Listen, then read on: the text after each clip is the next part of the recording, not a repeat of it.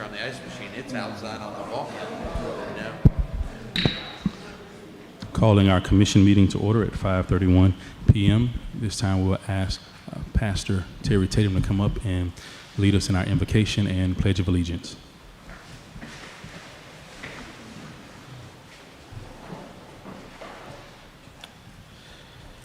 Heavenly Father, you are the King of kings and the Lord of lords and the creator of us all.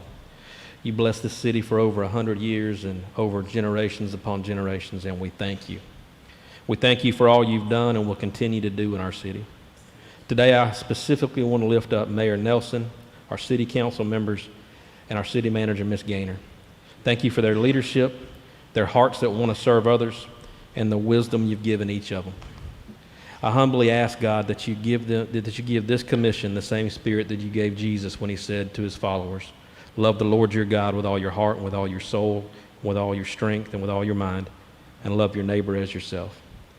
Give each of them the clarity and a peace that goes beyond all understanding as they seek your will for this great city. Bless them, Lord, as they seek to serve you and the great city of Lynn Haven tonight. For it's in Jesus Christ, the strong Son of God's holy name, I pray. Amen.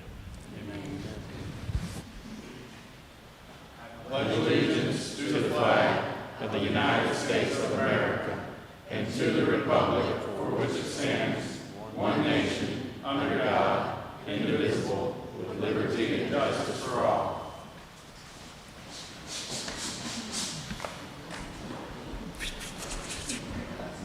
Thank you. This time we'll have public commentary.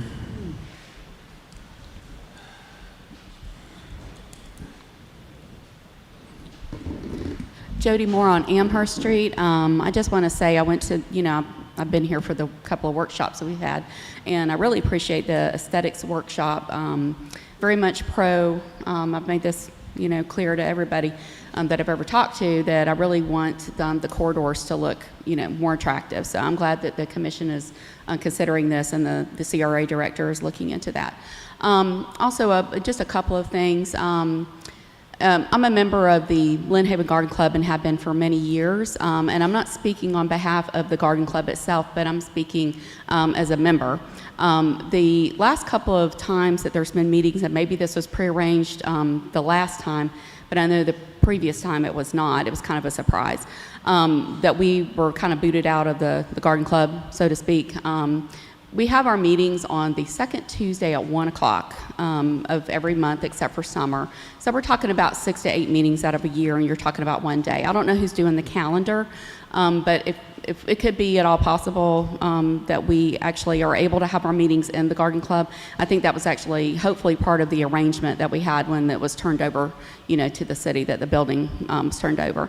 And of course, we're so appreciative as a club of how the clubhouse looks. It's beautiful, so we appreciate that very much. But if we could just, except for extraordinary circumstances, have our meetings there. I also wanted to bring up, there's a couple of festivals, and of course we know that Hurricane Michael happened, and then, COVID, so of course these festivals didn't take place, but there was the Hermit Crab Festival, and there was the Jazz Festival that I believe was voted on, not by this commission, but the prior commission. So if they're not going to be held anymore, then the commission, they were voted on, so if they're not going to be had, they need to be voted to stop, because that would just be proper. Personally, I think that they're great festivals to have, especially if we're going to add any more. These were great ideas, so maybe we need to continue, with them. So I just wanted to bring that up and put it in your head. I think the kids really like the Hermit Crab Festival, and I know I would love the Jazz Festival, so just a couple of thoughts. All right, thank you. Thank you. Public commentary, Mr. Walker.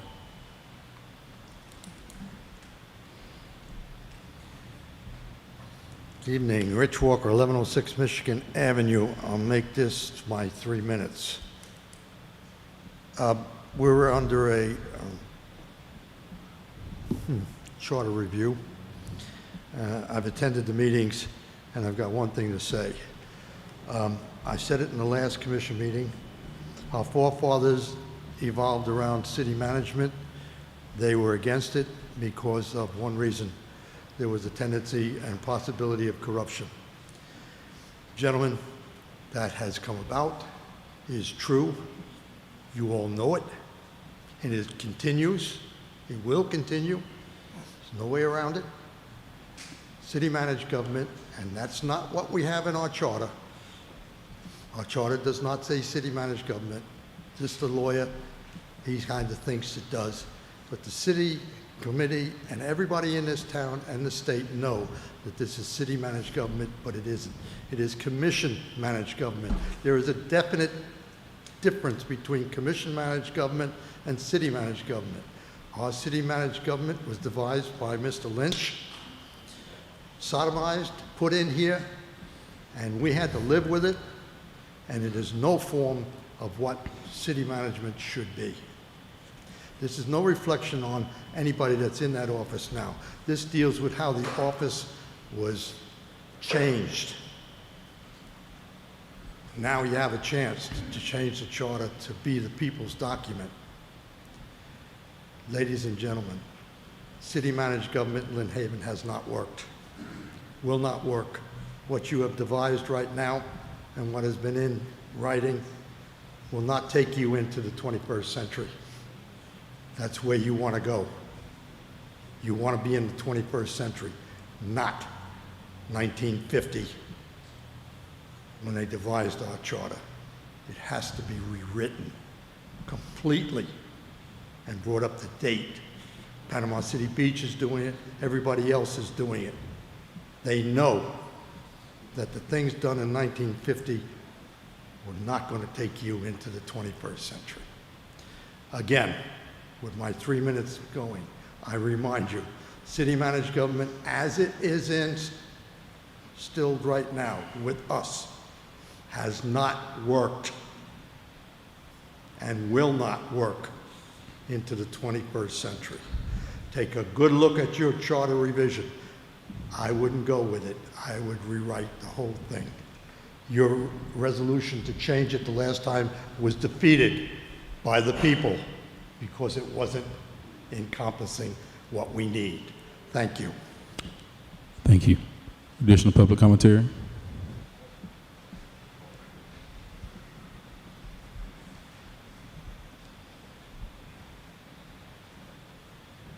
Christy McElroy, a resident of Tallahassee as well as Port St. Joe.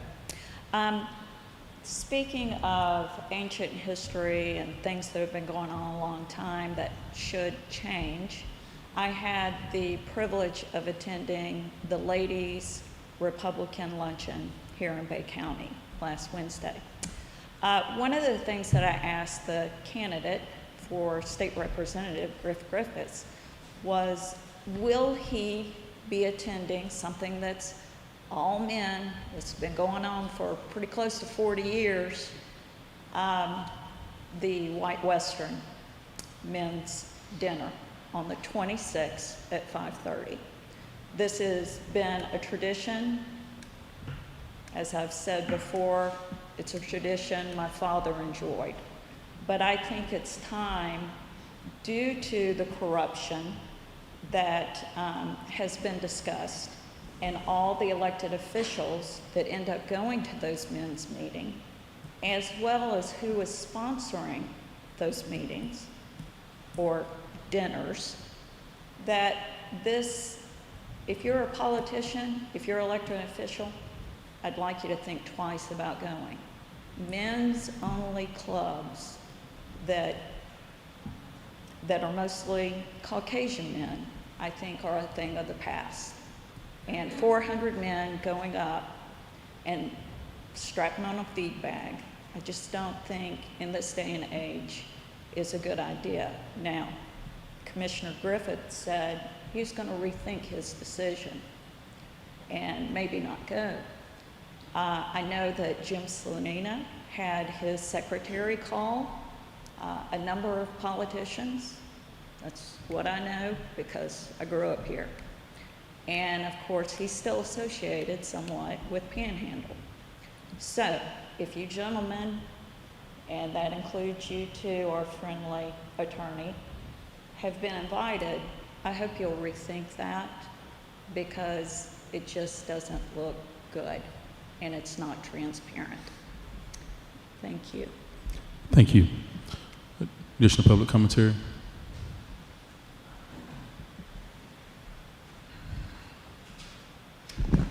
Ryan Scray, Missouri Avenue. I think there's a lot of attacks on humanity lately. I think we tend to forget as people here in Lynn Haven that we're just people. It's just Judy, Jamie, Vicky, Jesse, Brandon, Pat, Kevin. Sorry, Kevin. And we need Ryan. to get him a name Yeah, plate. there is no name tag there. And I'm just Ryan. You know, we all just have our roles in the community. You guys happen to serve on government. 5 of you were elected. 1 was hired. A second was hired by this commission. And when I specifically, I can't speak for anybody else, but when I specifically, if I come at you and say something that, you know, we disagree on things, it's not about you as a person. You're all great people. I've spent numerous hours talking to you all. You're all up there to do a professional job. I have my role in the community. I've 2 years in now, a lot of times I question if I still want that role, running a Facebook page. It's a lot more hassle than it's worth sometimes, but you know, a lot of community members thank me for it, having it, keeping it the way it is, and I appreciate that. I've also taken the time to invest in this community. I give a lot to this community, a lot more than I've taken from it so far, and I question if a lot of people in this community have that same mindset. You know, there's a lot of people that I think that are just taking. They're just here to have a place to live, and that's fine if that's all they're doing. You know, as long as they're paying their taxes like the rest of us.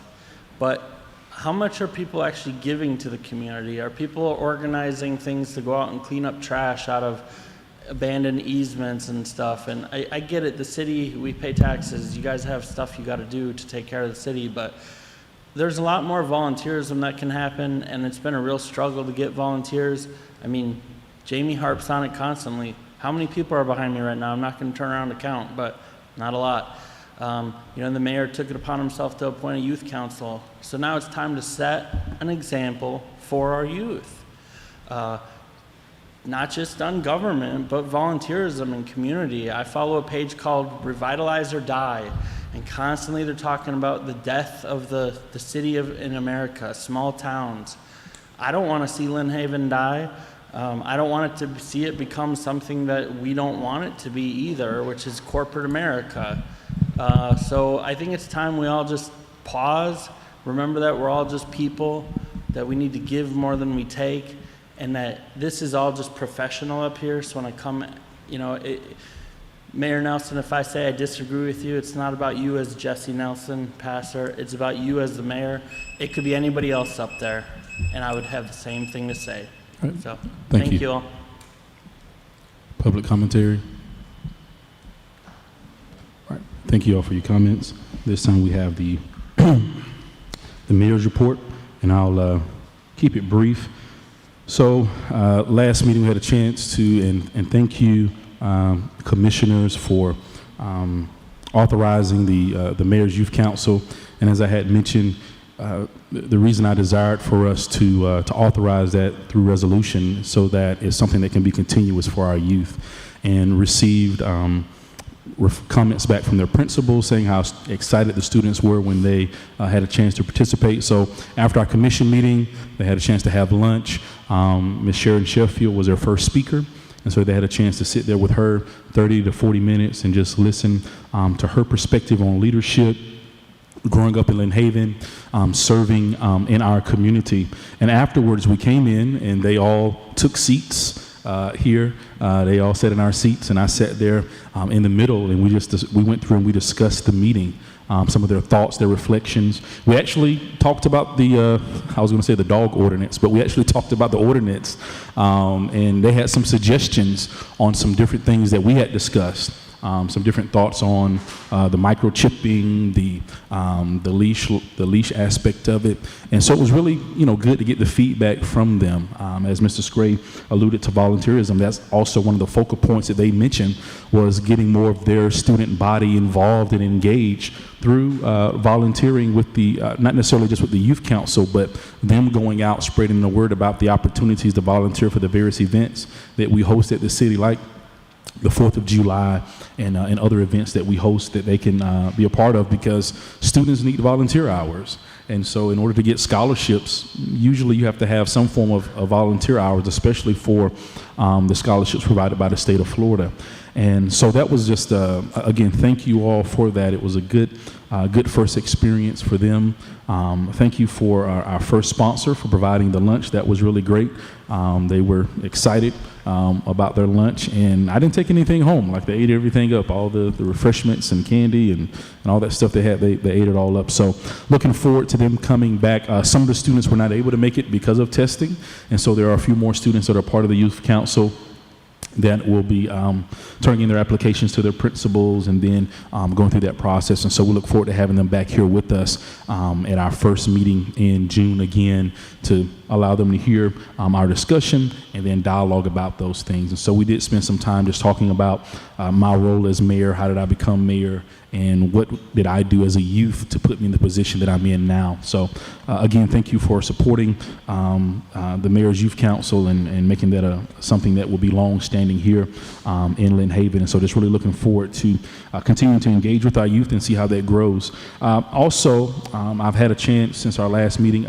City manager has established a monthly meeting with Economic Development Director, Mr. Ben Janke. And so each month, the three of us sit down and we collaborate, think about some different ideas on how we can continue to grow our economy here with quality growth in Lynn Haven. And so one of the, can't say everything that we're doing, not because it's a secret, but don't want to, kill any ideas before they actually, even begin to germinate. But some of the things that we're trying to do is create that. Mr. Janke has great ideas on our economic development plan. And so we're just sort of tweaking some of that, because of course we always get questions about why do certain businesses come to our community.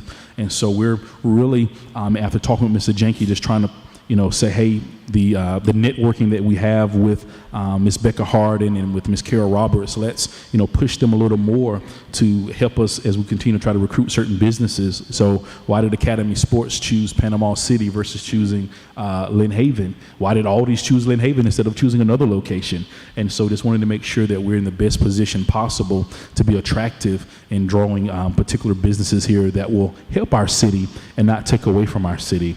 And so we're still working through that. Once that gets finalized, and there'll be something that we can update the commission on as it relates to what we'll be trying to attract to Lynn Haven. And so I certainly appreciate the city manager, Mr. Janke, for making that a priority. I know that's not necessarily the number one thing on their list of what they have to do, but thank you all for allowing me to be a part of that and have some input, especially from the input that I get from citizens regarding our economic growth here in Lynn Haven. And so that's my report for the day. Just wanted to keep it brief. Commissioner Aldridge. Thank you, Mayor. Don't have much. We're getting into summertime, as everybody can feel, nice and warm outside.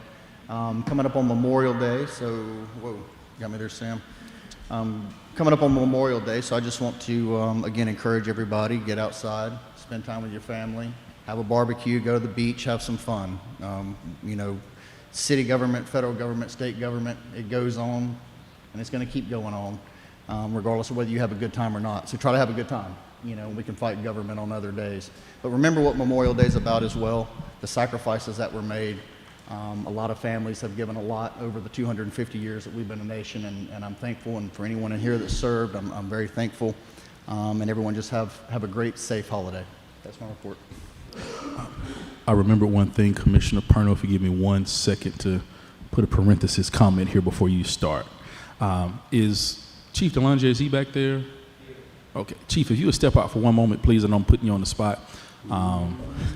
A couple of weeks ago, Chief Delonge, City Manager Gaynor, myself had a chance to go out to Fire Department at Panama City Beach and receive a grant from our CFP, Mr. Jimmy Petronis. And so we're so thankful for the hard work that him and Representative Drake put in to honoring those who serve. And so, Chief, is there anything you'd like to say about that?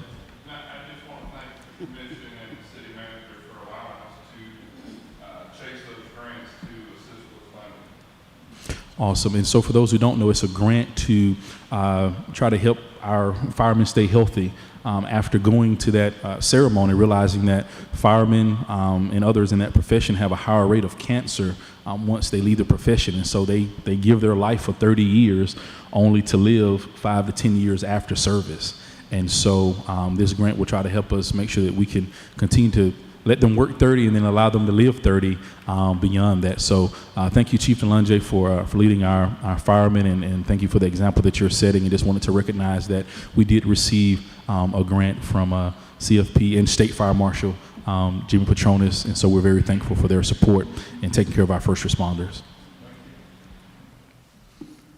Commissioner Perno. Thank you, Mayor. I'll be brief as well and thank our city employees. I'd like to thank Ms. Kiki and Ms. Jennifer and all the department heads for your work on this on the mid-year budget and what you did to sacrifice, first of all, our budget to begin with. And I know we've made some adjustments along the way, but what you're doing at a 1% increase is actually astounding compared to what the inflationary times are around us. So thank you. And I don't know how you're doing it with fuel costs and stuff like that, just 1%, but we'll get through everything as Commissioner Warwick wants to take a better look at things. But I think it's kudos to you guys for this. So, Commissioner Aldridge, thank you for your sentiments about Memorial Day. If anybody's ever been to Kent Forest Lawn on Monday morning for the ceremony they have there, it's absolutely wonderful, you know, and I've been several years, and it just gives you chills to be out there, you know, and to know that the wreaths are placed and that we're honoring our lost loved ones in remembrance. So, with that said, I can't close without thanking our all of our high school graduates from all our high schools. It was graduation weekend and week this past week, and I got to tell you, I got to witness the state playoff game for Bozeman, our friends to the north, and they won the semifinal game down in Fort Myers, and then they got in the championship game, and within 2 nights they played at 3 o'clock one day. The next day they played at 6 p.m. And they're down in Fort Myers, and they're playing Holmes County, Bonifay. They're less than 40 miles away from each other, but they're down there playing for the state championship. So that kind of tells you what the caliber of baseball is in this area, as well as Arnold and Mosley traditionally and whatnot. I mean, that's a good brand of ball. And they came up short, but I saw a lot of sad faces, but I couldn't be sad. Or, you know, I was proud of our area to know that, you know, 2 teams from just around here were playing for the state championship like that, you know. So I just wanted to say that we're blessed. We're blessed in a lot of ways, and you guys are showing that. So thank you all. That's my report. Thank you, Commissioner Perno. Commissioner Ward. Yes, I had the pleasure to get a tour of our animal control facility. Ramona Bibbs, who's in charge over there, gave me a new perspective of what happens over there. She does phenomenal work, and she goes well above and beyond what she's required to do. She is very well connected with veterinarians, people that that are passionate and like to help with pets. She's given me stories where she's had a dog that was going to die unless it had some type of surgery, and she had enough connections where she was able to save it so it could live, because, you know, we don't have veterinarians at our facilities to do that. So she was able to do that and get someone to do it for free of charge. And she gets donations like crazy. I don't know how she does it, but toys, I forget what they call them, the beds that they can sleep off the floor, food. She was saying that typically she only has to buy food like once or twice a year because she gets so many donations from people. And I think that's because of the hard work that she puts in to do that. And it's not just her staff also does a lot of work. But it was just a phenomenal experience. And I just read this before I came over here, and they talked about her when I was there, but I didn't get to meet her, Courtney. She just competed some canine biathlon, just to give you an idea how passionate these people are about animals. So pretty neat facility. As far as the comment about the White Western Club, I will tell you I did get an invitation, and I will not be going. I just feel that there's a lot of negative stigma with it, and for good reasons. And it's to me, I just didn't feel it was the right thing to do, so I won't be going to that. And last thing I have is I got a haircut, as you can see. So, thank you. Yeah, I think I was in Publix one night with my son, and so I was trying to grab some meat for the grill, and my son said, "Hey, is that Commissioner Ward?" And so I had to turn around and look twice. You were down grabbing some milk or something like that, and I had to look, and I said, "Yeah, that's Commissioner Ward." Yeah, because you had the new do, so, or the don't, because you don't have it here right now. So, Commissioner Tender. Thank you, Mayor. It's been a busy week for me the last couple of weeks. Some of different subjects that I've dealt with. Cemetery is one, and Chris Lightfoot just came up and showed me the program. Many of you who've never had to shop for a cemetery plot in Lynn Haven, we used to keep them on index cards. If you went in and bought a plot, your name was written on an index card, and good luck to you, that kind of thing.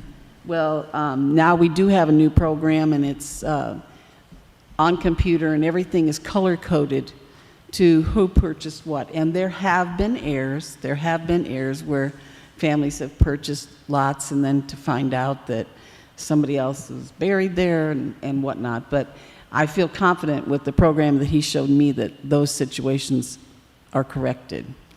That was one issue. 913 Colorado, the Gillespies. Did you all ever have that meeting? Did you have the meeting with the Gillespies? No, we did not get a chance to follow up with them. Oh, okay. No. All right. I still want to be included in that meeting. Had issue with food trucks, and I believe the city manager took care of that. I did receive a call from a lady about the splash pad maintenance, and I'll be honest with you, I'm sure there's technical reasons, but I don't know what they are. Is there a possibility of having the maintenance days altered rather than have them both closed on the same day? Is that a possibility? The short answer, or the honest answer, really no. And the reason I say that is that we're trying to utilize all of those folks that we have for that day, because there's several departments, there are 2 departments actually that have to go and do maintenance. And so while they're doing maintenance on Kensall, they can also do maintenance on King Griffin. And so we try to have both of them closed at the same time so people have access. Because if we have, for instance, Kensall is open and King Griffin is closed, then we have these busload of kids or students that come over, and we have to tell them, you cannot come to this splash pad, or you cannot utilize this splash pad because it has a bathing load. The bathing load at Kensall, I think, is like 52.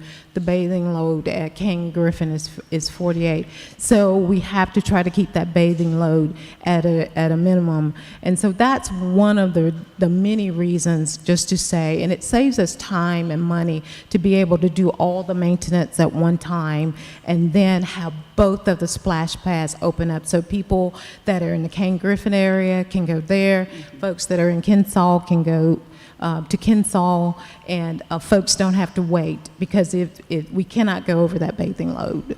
Okay. Well, I appreciate it. I just said I would bring it up because I really didn't know the answer of why it was all being done the same day. I received an interesting call. I never would have thought about this in a million years, and I'm going to follow up with the tax department down there on Florida Avenue.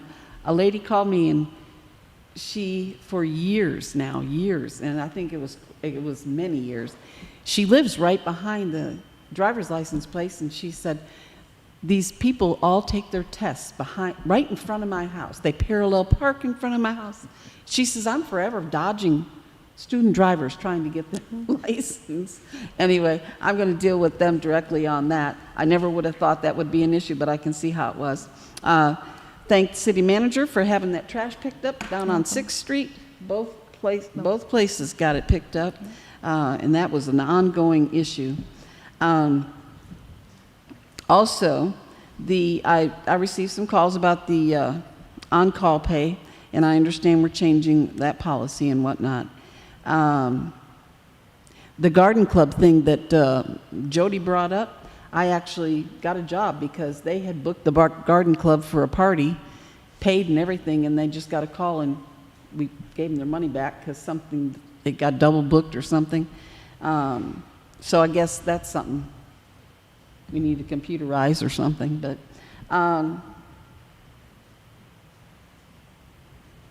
yeah, I think that's everything basically. Okay. Thank you very Make sure we much. look into the garden club and see what's going on there. Yeah. I'm sorry? We'll make sure we look into the garden club and see what's going on there. Yeah, because they had already paid and everything, and so for June 5th, matter of fact, because I just booked them. Thank you. And regarding the Commissioner Tender, regarding the meeting with the Gillespies, we just, City Manager and I and Mr. Lightfoot just met last week to go over the plans. And so before meeting with them, he had to wanted to make sure we had all our revisions done for the plans before meeting with them to tell them exactly what we're doing with the plan. So although we had announced it during commission meeting, we still hadn't looked at the plans yet with him before we actually met with them to go over the details of the plans. And so he explained to us what we would be doing, how much it would cost us, sort of how we would divide that up and do some in-house work. So that's the delay in meeting with them. But we'll meet with them soon, and we'll certainly keep you informed about that as well. Thank you. City Manager? Yes. Kiki.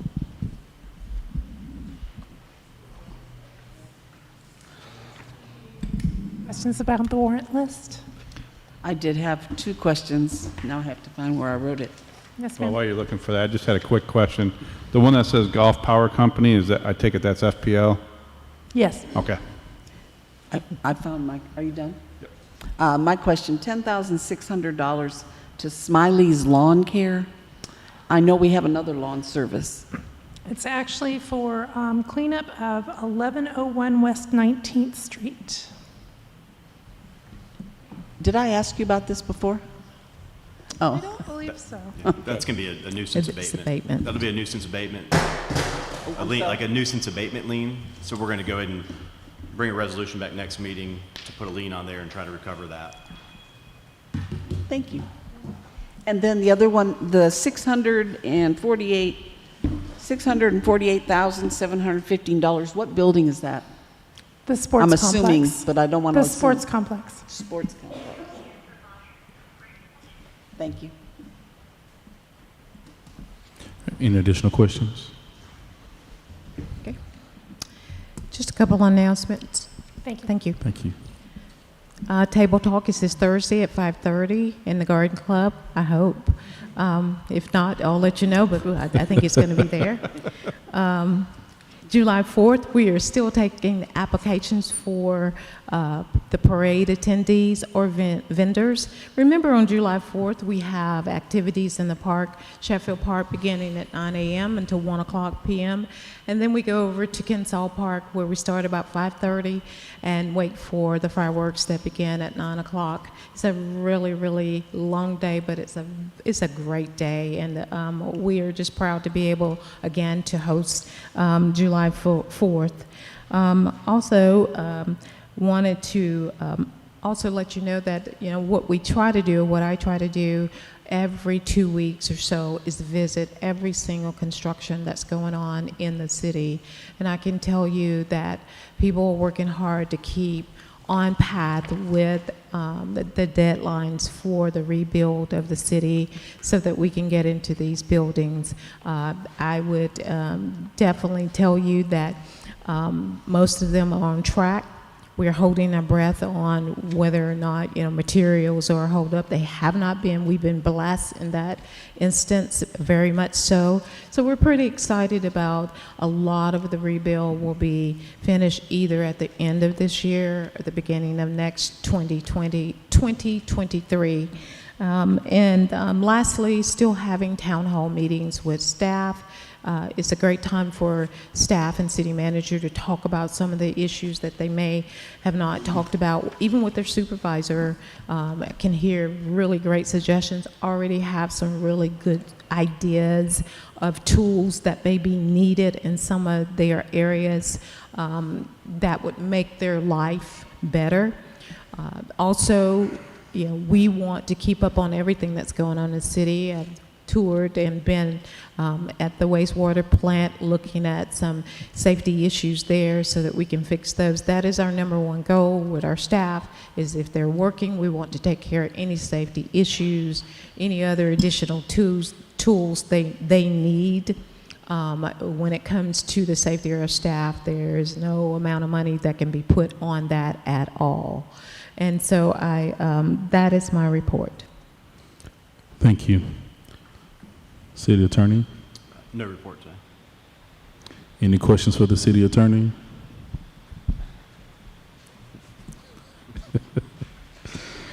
All right. Let's look at our consent agenda minutes, as well as approval to allow the occupancy of an RV at 806 New York Avenue for 6 months while awaiting insurance settlement and the repair for their home. Is everyone okay with this consent agenda? Motion to approve. Second. Motion by Commissioner Ward, second by Commissioner Aldridge. City Manager, if you will call the vote. Commissioner Ward, Yes. Commissioner Aldridge, Yes. Commissioner Tender, Yes. Commissioner Perno, Yes. Mayor Nelson. Yes, motion passed. Old business, the final reading of ordinance number 1136, amending the city's code of ordinances regarding animals. City Manager, if you would read that ordinance by title only, please. Sure. Ordinance number 1136, an ordinance of the City of Lynn Haven, Florida, amending the city's code ordinances regarding animals by adding definition, prohibiting nuisances and feeding feral animals, classifying and regulating dangerous dogs, revising registration requirements, providing quarantine procedures for rabies and animal bites, allowing for voluntary surrender of animals by owners, providing citations and procedures, prohibiting repeated invalid complaints, repealing provisions of an ordinance in conflict herewith, providing for codification, and reciting an effective date. Thank you. City Attorney? Yeah, just at the first reading, we had already updated the discussion on leashing and at public events, so that was already taken care of at the first reading. So the only change per our discussion was in section 1042 about registration, and a little bit further on in 10-110.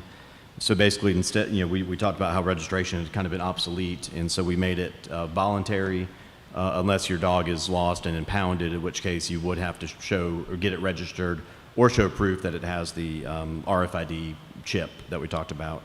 And to that same end, we made that modification in section 10-110 that you cannot redeem your dog that's been impounded unless it's licensed, inoculated, or you show proof of that chip. So those are the two changes from first reading. All right. Any additional discussion? Move to approve. Second. All right. Motion by Commissioner Aldridge, second by Commissioner Perno. Discussion from the public. All right. City Manager, if you call the vote. Commissioner Aldridge, Yes. Commissioner Perno, Yes. Commissioner Tender, Yes. Commissioner Ward, Yes. Mayor Nelson. Yes, motion passed. Moving on to new business, discussion and possible approval of resolution number 22 of 2022-05380, amending the fiscal year 2021-2022 mid-year budget. Workshop. I'm happy to present to you the mid-year adjusted budget for fiscal '22. It has an extraordinarily modest increase of 1%. So one of the questions I do have as it relates to the 1%, so I know we're going from what we approved of, and I'm using round numbers here, 57 million to mid-year at 61 million. Correct. However, we have, as a commission, have already approved 3 million throughout the year. Correct. So what you're really asking us to approve today is the 622,000. Correct. All right, any additional questions? No. I'll just like to add, I think we still need to sit down and talk about this, have a workshop where we can go line by line. From my understanding, they used to do this in the past. So what I'd like to do is make a motion that we approve it with a caveat that we still sit down, do a workshop. That way we can go line by line, ask questions, and then for this year on out, every time we do, of course, we already do it with the annual, but with the mid-year, just a workshop that does that alone so we can take the time to do that and we're not under time's constraint to look at it. And can we have the city manager read it by title before there's a second? I'm sorry. That's okay. You want to read it? Okay. A resolution of the City of Lynn Haven, Florida, amending the final budget for fiscal year 2021-2022 and providing an effective date. Thank you. So, I would second that. I don't know if that's where we are, but. all right. Yeah, so second. Motion to approve with a workshop. So I guess one of my thoughts would be not that I'm against the idea, but in going through it line by line, would we just be really just reviewing the 622,000 because we've already approved the 3 million?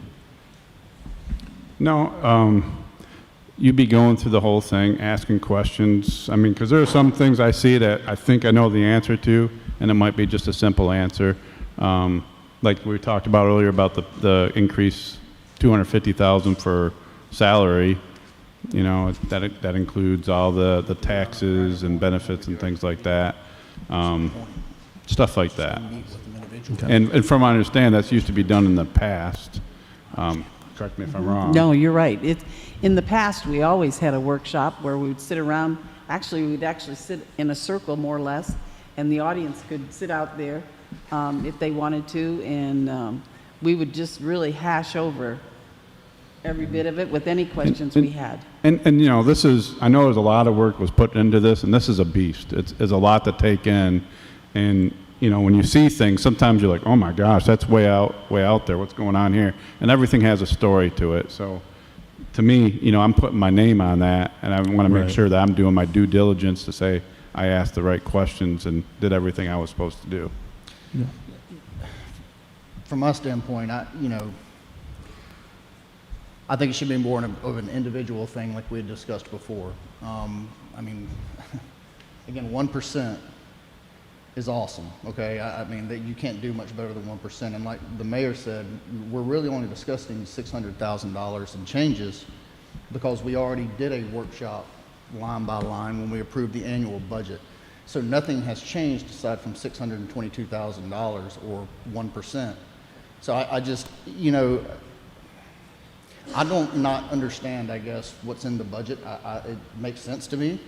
So I think it should be more of a personal one-on-one thing. If you want to meet with staff and talk about the budget, meet with staff and talk about the budget. I don't see a problem with that.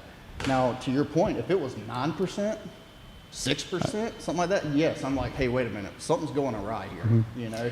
But to me, we're within that margin of error to where, again, nothing wrong with reviewing. All you want to review as an elected official, so don't think I'm throwing a rock at you.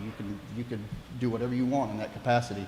I just don't know that it warrants a workshop when we have workshops annually for the new budget. You know what I mean? We have in-depth workshops. I mean, last year we had an in-depth workshop, 2 or 3 of them, I think, actually. So we do get the workshops in for the budget. And like Mr. Walker said, we can't do things like we did in the past all the time. I mean, we got to move forward to the 21st century. So just because we did it in the past don't mean we always have to do it that way. At the end of the day, I'm one vote. This is a board, so I'll go with what the vote is. But I'm just speaking my point. I mean, it could even decrease and I would still want to do it, because it's not thinking that there's something that our staff is doing that's wrong or a trust issue or anything like that. But, you know, it's kind of like when we do the pre-commission meetings, right? I think we have a lot of good discussions when we do those, and it can be informative and education for us, because face it, how many of us have been involved in politics before we came here? I never have. I don't think any of us have. And so the more that we are educated and informed, the better we can be as the commission. And so that's why I think it's important, because there is a lot of information in here and there's a lot of things to learn, which is why we hire a finance director to do that. But we went over all those at the annual. And I think, I'm sorry, in addition to going over it line by line, I think that's also what the warrant list is, though. Is the warrant list is our ongoing budget update as to what we're spending. And we ask those questions as well whenever, I mean, we just ask questions, what is this, you know, what is this expenditure? What is this expenditure? So I think what she's providing for us, like what she provided for us today, is a culmination of the overview of these are all the expenditures which have been approved up to this point from even with the warrant list. So even when I'm assuming, you know, that everything that we're paying out is on the warrant list from my understanding. That everything we pay out is on the warrant list. So we actually get a bi-weekly update, or at least a twice a month update on the budget and the expenditures before the checks are sent out, that if we have any discrepancy with those, that we can say, okay, hey, why are we paying this? Let's look at this in a little more detail. Let's look at the invoices for that. I'm not sure the Commissioner Tender does. I'm not sure if any other commissioners, you know, and I do at times request invoices to see what are these expenditures about, you know, what are we spending it on, whether it's, I remember when I first became mayor, I asked Kiki, we had it was $1,000 expenditure, but it was going to Alabama. Why are we paying somebody in Alabama $1,000? What is this about? Right. To a newspaper. And so when she explained it to me, I'm like, okay, hey, that makes sense. And so I think instead of us waiting until we get to, again, one moment in the mid-year to do a very detailed, scrupulous overlook, I think we do that during the time whenever we get those warrant listed. If we would look at those in a little more detail and ask some questions there, then when we get this document here, it's really just the culmination of everything that we've seen in the warrant list up to this point. And then we're able to say, okay, well, how are we faring out, you know, compared to what we budgeted to where we are now, and then we're actually able to see what we're doing within that time period. So, no, and that's a great point. I mean, but when you take certain things like, for instance, salary, you know, you look at it and you're like, all right, it's kind of hard to break this down because there's a lot involved with salary, and having, you know, a mid-year review like that, I mean, I think it would drive a lot of questions, you know. I mean, I learned a lot from the briefing we gave about, you know, having increased salary for certain ones to the $13.50, which makes sense to me. But when you start drilling down even further, you learn more, and it drives more questions. And doing it one-on-one, sometimes we get collective and we start asking questions, and it's like, well, I never thought about that, and it could drive other questions, you know.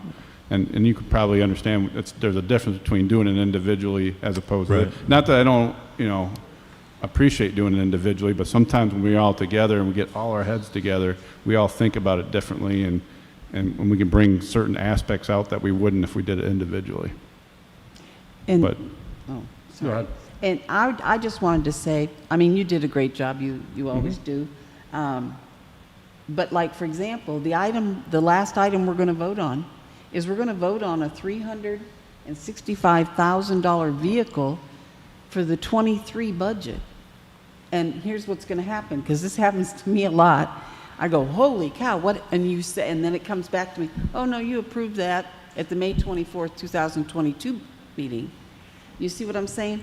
We approve things for hundreds of thousands of dollars for next year's budget, and the way the economy is, I would be afraid to vote for that, only because we don't know what's going to happen. We never do, but the way the economy's going, I feel like we could just approve ourselves crazy, you know? I don't know. I think it's time to be a little cautious, but take a vote, see what happens. Any discussion from the public? Can't we do this at a Friday pre-meeting? Just push through it at a Friday pre-meeting? We could. And if we want to stay and participate, we can. If not, we'll have the captured audience there. We'll have the people we need to speak to there. Can we just? Yeah, I don't care when we do it. You just make it optional. Yeah, as long as it's optional. Yeah, after the Friday pre-meeting, we could. Yeah. And you'd have the interested parties there, and just push through it. And I'm not trying to be obstinate. Everybody can do what they want to do. I think I understand what I'm looking at, so I don't really have any questions, you know. Because they're open to the public. You know. Mm-hmm. Yeah. So, could we? Somebody would need to. We have to change the motion. I think. Amend the I motion. wanted to do The it. motion is approve the resolution and hold a workshop. So I mean, that's just a scheduling thing. If you want to do it on a Friday, it's just up to you guys. That would get around everything. So I don't really need to change my motion then? Okay. No. As long as you're comfortable having it at the end of one of the Friday workshops. Okay. Any public commentary? Mr. Walker?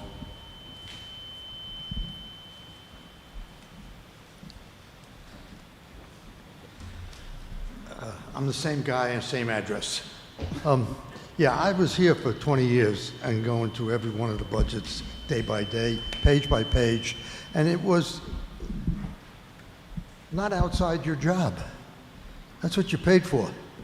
You are our people in charge of our money. And what you're getting at is no transparency. And that really hurts. The discoveries were for 17 years by our audit. They never found anything wrong with your budgets, your audits, or anything until the last time they were fired. And they wouldn't give us the papers, they wouldn't show us anything, and they found 5 discrepancies in the budget the day they left. This is what it's about. Review. There's nothing wrong with taking it line by line. Mayor Kelly did it line by line, and it was long. However, well, he would get to a page and he'd say, page 52, any questions? Anybody see anything? No. And they'd go on, and it would move. The objective was to bring to the public every bit of money that you're spending. That was the objective. Mayor Kelly did it, John Lynch did it, the advisors did it, and they did not object to it. They even sent the budget free of charge in covered paper to the people that requested it. And there was one person that used to review it and is still doing it and is presently half through this. The crutch of this is you only received this 20 minutes before the meeting. Actually, we received this Well, last week. That's what That she said. No, we received this last week. We received So, it Friday okay, night. we- We received it Friday night. Okay, thank you. I'm corrected. Thank you. Okay. The objective, transparency to the people. They'll see it. If they don't come, they don't come. They should come. Thank you. All right. Thank you. Additional public commentary? All right, City Manager, if you call the vote. Commissioner Ward, Yes. Commissioner Tender, Yes. Commissioner Aldridge, Yes. Commissioner Perno, Yes. Mayor Nelson. Yes, motion passed. All right. Discussion and possible approval for the city manager to sign a letter of intent for the purchase of new side loader garbage truck from Sampson Equipment pending the approval of the fiscal year 23 budget. So as you all know, with today's economy, it's very hard to get a vehicle. Vehicle lots are empty, same with equipment. So what this item does is authorize Ms. Gaynor to sign a letter of intent for us to purchase a side loader garbage truck. The Sansom Company has 80 trucks coming in August. If we sign this letter of intent, that puts our name on the truck. That does not lock us into a purchase. It just guarantees that October 1, pending you all approving the budget, we will issue a PO and we will purchase that truck. If something happens between now and then and the trucks do not make the budget, then we will not be getting the truck. We will issue a letter of withdrawal and we will not purchase the truck. But this locks us into a truck. Without this, we have about an 18-month wait come October. So we have 2 trucks that we want to replace next year. This is just for one. We're asking for the approval on one so that we can at least move forward with that. We're spending a lot of money replacing hydraulic lines right now. The trucks are aging. We had 3 that were struck by lightning several years ago. So we're constantly dealing with maintenance issues. We budget about $100,000 a year in sanitation for vehicle maintenance, which is our garbage trucks. And as you all know, I think every commissioner up here has gotten a call at least one time since they've been here about missed garbage or garbage not picked up. So you can't stop a garbage truck from running. You can't. That is one truck that you can't park. So we're asking the commission to approve this so that we can sign the letter of intent and lock one of those trucks in for October. I know one of the concerns Commissioner Tender expressed was just the fluctuating economy with this letter of intent. I know it doesn't lock us into a purchase, but does it lock us into a price? It locks us into a price, and Commissioner Tender has a great point with the economy. Prices are only going to go up. So this price today is $365,818.49. Those prices could continue to rise. So locking us in today for this amount also keeps us for that same price in October when we are able to issue a PO. But then we won't pay for that, as I'm understanding, until October. Correct. Fiscal year 23. This is not issuing a PO. This is not issuing anything. This is just issuing a letter that was in your packet. There was a draft in there. It's saying, it references the quote, which is a Sourcewell state contract quote. It locks in the price, locks in the type of truck and the loader that goes with it. And did we bid this out, this truck? It's a Sourcewell It's a quote. source. It's state and federal contracts Yes. supplied. If we bid this out, we probably wouldn't get any bids with anyone right now because of the shorthand of trucks. But typically, our vehicles are purchased to a state contract, which is established through Sourcewell, the sheriff's office, and other co-op purchases. And one of the things, just to point out, we are definitely trying to be proactive to make sure that we're not caught with one less truck when it comes to sanitation. You don't ever want to be behind a phone if that ever happens in the city of Lynn Haven. And currently, our spare truck, keep in mind, is an old rear loader. So now you all have the one-armed bandits that pull up and pick your garbage up. You have the one employee that's driving that truck and operating it. The spare, the rear loader, you have to have a driver, and you also have to have 2 employees on the back. So we also have an issue with employee retention and keeping employees and finding employees. So that just two more employees we lose when we have to utilize that truck. All right. Additional questions for Mr. Lightfoot? So I think you already said this, just want to verify. So when it comes to budget time, we can always say no, and then we don't have to buy the truck, right? Yes, sir. That's Okay. Does it come with a full tank of gas? Unfortunately, I think those days are over. Oh, gee. We can't negotiate that, though. Should have put that in my letter here. Yeah. I contemplated a year's worth of diesel. All right. Additional questions, Mr. Lightfoot?